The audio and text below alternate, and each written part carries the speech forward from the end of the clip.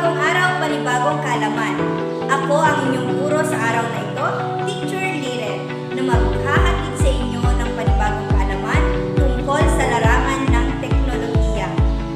Handa na ba kayo? Alam niyo ba kung ano ang Boom Learning? Ang Boom Learning ay isang platform na nagbibigay daan sa mga guro na lumikha at magbahagi ng mga interactive na aralin na tinatawag na Boom Cards. Ano rin ba kung ano ang Boom Cards? Ang Boom Cards ay isang digital na flashcards na maaaring gamitin ng mga estudyante para sa iba't ibang layunin tulad ng pagsusuri ng kaalaman, pagsasanay sa mga konsepto, at pagsasagawa ng mga interactive na aktibidad.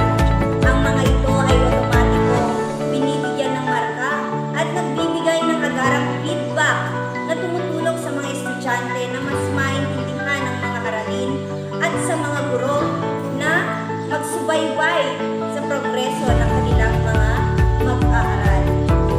Ngayong araw ay tuturo ko sa inyo kung paano nga ba ginagawa ang Boom Learning Cards. Handa na ba kayo? Na ipapakita ko sa inyo kung paano nga ba ginagawa ang Boom Learning. Unang-una, kailangan natin mag-sign up o di kaya mag-login sa ating Boom Learning website. I-click lamang o di kaya i-type ang www.boomlearning.co.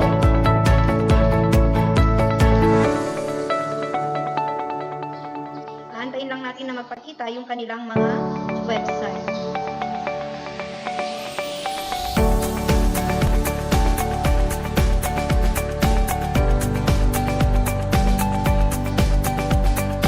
Ngayon, pupunta tayo sa Sign In Boom Learning.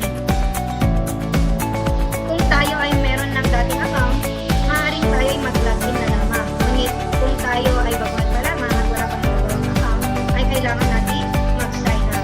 Dahil tayo nga ay may dating account, kailangan natin mag-login. Click lamang ang login. Pagkatapos nating may login ang ating account, ay mapapakita na dito ang ating dashboard. At sa dashboard natin, makikita ang classes, library, report, store, at picture. Ngayon, tingnan natin yung ating library.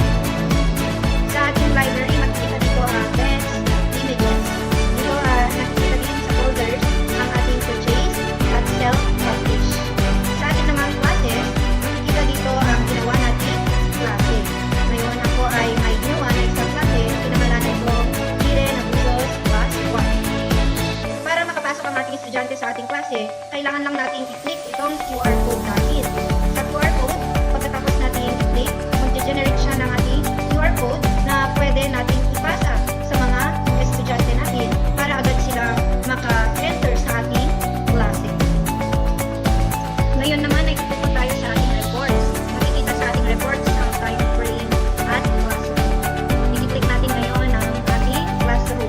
At masaselect tayo ng classroom natin. Dahil isang classroom natin, ayan, Liren Abusos Class 1. And makikita dito ang text library. Sa ating text library, mayroong currently assigned, purchase, self-publish. Sa currently assigned natin, ito yung mga pinapagawa natin, mga assignment pa lang sa mga estudyante. Kiniklik natin ito at magpapakita ang mga reports ng ating mga estudyante. Yan, dahil may nagkakot sa estudyante at nagawa na niya ang kanyang assignment, magpapakita agad dito ang kanyang marka. Para ma-download natin ang kanilang buntos na nakuha at hindi tayo mahirapan sa pag-report, i-export lang natin siya. Dito sa export, may lalagay dyan na file will be saved to your downloads folder. Ayan, i-click lang natin or save na natin. Wiz 1. Okay. At yun ay na-download na sa ating folder. Sa ating namang purchase, nandito yung mga decks na maaari nating ipalaro sa ating mga estudyante o ipagawa, ibigay na assignment. At sa self-publish natin, ito yung sarili nating gawang decks. Yan, pupunta ngayon tayo sa ating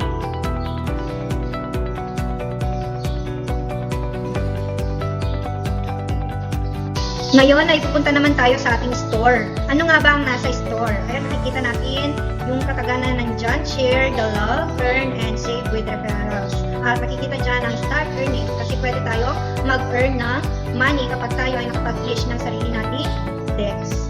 Dito makikita ang featured authors, decks, images, fonts, at printables. Dito tayo pwedeng bumili ng mga decks or mga interactive activities or interactive flashcards na maaari nating ipagawa sa ating mga estudyante. Ngayon ay pupunta na tayo sa ating studio.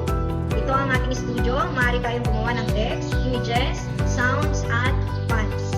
Ngayon gagawa tayo ng ating decks. Ang decks ay mga interactive na flashcards o activities na pwede nating ipagawa sa ating mga mag-aaral. Mag-click lang tayo ng new deck. Yan, dahil hindi pa upgraded ang ating membership, yan nagpapakita na upgrade your membership to create more decks. Kailangan nating mag-delete ng isang decks para makagawa tayo ng bagong decks.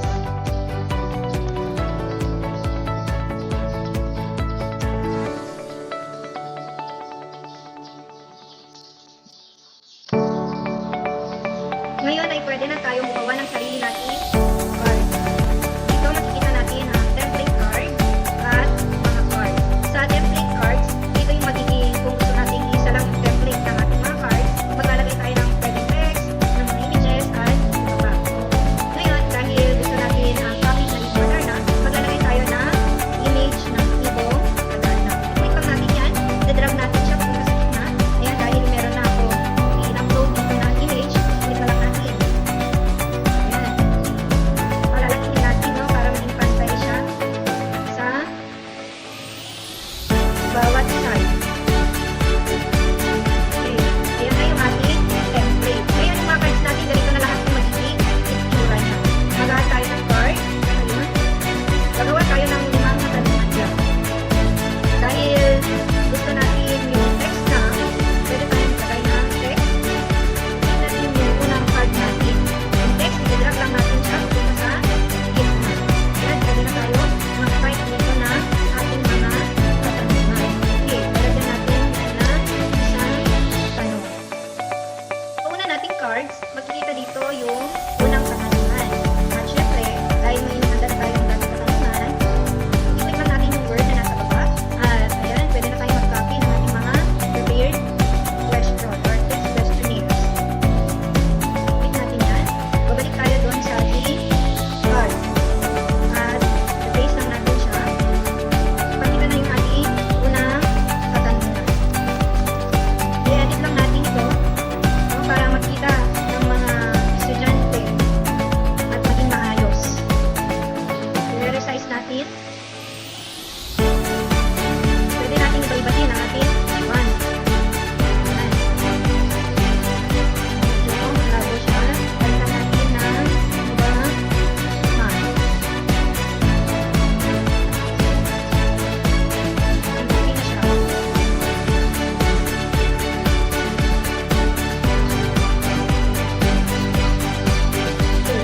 So, yan ang unang katanungan natin. Nilalagay naman natin ang ating mga choices.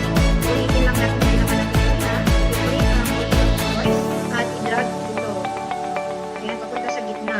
Ngayon, merong nakalagay dito na correct, wrong, wrong, wrong. Ito yung mga choices natin at pwede naman natin siyang palitan. Ngayon, sa correct, dahil ang hinihingi ay sino ang hindi kabilang, maglalagay tayo ng sagot na hindi anak ni Harry Fernando. Ayan, sa dermo. At ilalagay na natin yung mga tunay niyang mga anak. 1.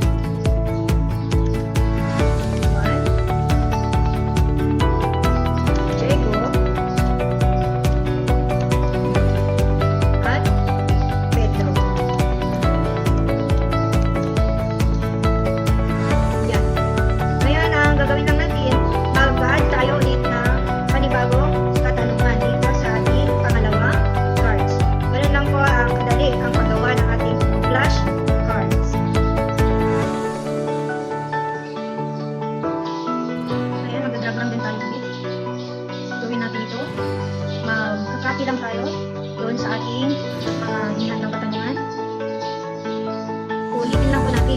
ating unang ginawa doon sa unang katanungan. Dahil pangalawa na to, papalitan natin na number 2. Ipagawin natin yung kanyang font. Yung style of font size. Pwede na tayong maglagay na choices. Pwede natin ilagay dito yung correct answer. Pwede lang natin na correct. Okay. So, nagalagay na tayo ng tama.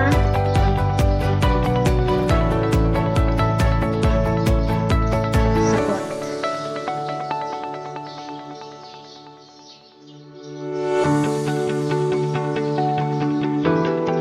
Isang Arlene. Isang Arlene.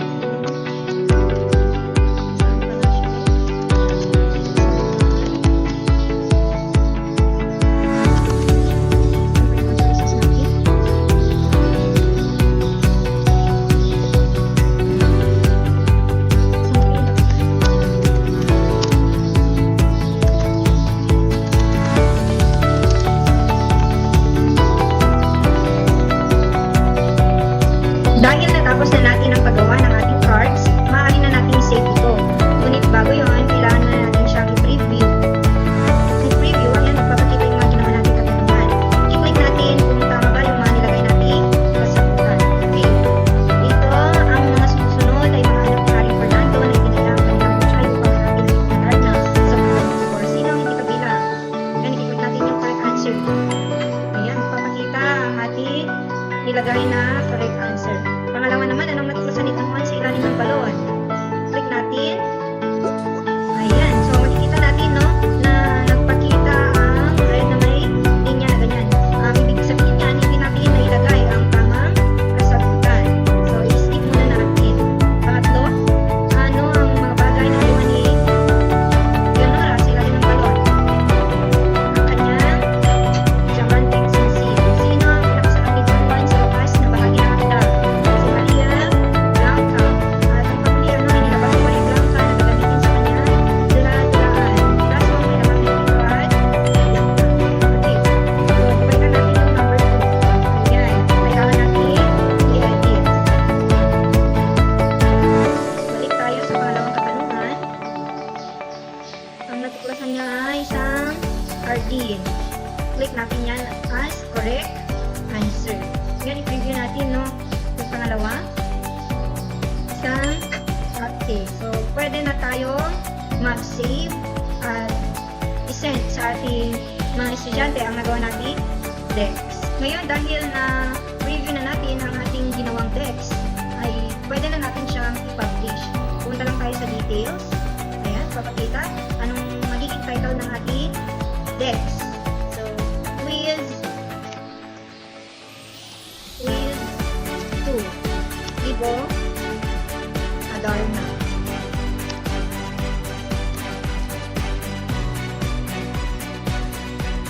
Ayan, nalagyan na natin ng kanyang pamagat. Pwede din tayong maglagay ng cover image niya. Maglagay tayo ng cover image. At ano yung mga points na makukuha ng ating mga estudyante. Maglagay tayo ng 5. Ayan. Pwede na natin siyang i-publish to store o di kaya i-private publish. So, kapag tayo ay nag-publish sa store, kailangan tayo ay may publisher subscription. Ayan. So, ilalagay muna natin siya sa private. Okay. Titingnan natin kung nakasave na yung ating ipinablish na decks. Ayun. Makikita na natin sa ating studio yung pinablish natin na decks. Ito yung quiz 2, Ibo Adarna. At makikita din natin ito sa ating library. So, kapag gusto na natin ipa-assignment sa ating estudyante, i-click lamang itong action na makikita dito. Then, pwede siyang assign. Kung pwede gusto mo naman siyang ipa-quiz o ipa-review sa kanila, pwede mong gawin ang past pin. At start go live, ito yung live na quiz. Okay, gagawin natin siyang assign. So, i-click lang natin sa classroom na pang-assignan natin ng ating desk. Try natin yung fast pin. So, sa fast pin po kasi, ito yung hindi siya nag-generate ng report. So, ito lang yung pwedeng pagpalagi sa mga bata. Yun po. I-generate lang natin yung pin, then pwede na natin i-send sa mga bata as their reviewer. At ito naman sa ating Boom Live, ito yung live na pagpapalaro. Pero kailangan muna natin mag-upgrade para magamit po natin yun. At ang Hyperplay link, mag-send lang tayo ng link sa ating mga estudyante para ma-assign sila